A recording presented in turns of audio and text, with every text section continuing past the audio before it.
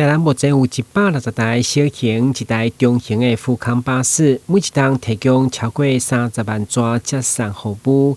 現在所看到這台新車，正是安南國際青年商會所捐贈，未來汰換車齡超過10檔的老舊車輛。27號市長吳偉霆主持捐贈儀式，並且由青商會長梁永祥接下感謝狀。會中包括社會局長甲媒合的議員陳宜丁等青商會代表，攏到場見證，場面溫馨。到我160部車，一年服務了56萬人，56萬9千人，將近57萬人。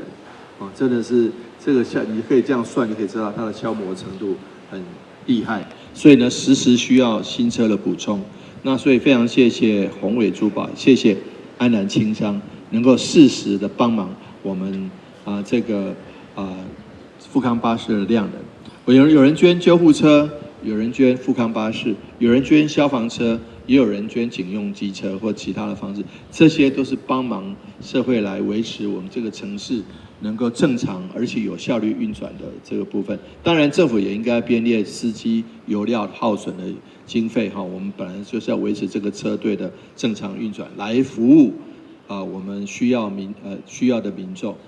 每一擺復康巴士捐贈，市長吳偉霆一定親自到場感謝，透過政府甲民間協力，互社會福利甲交通服務資源更加完善。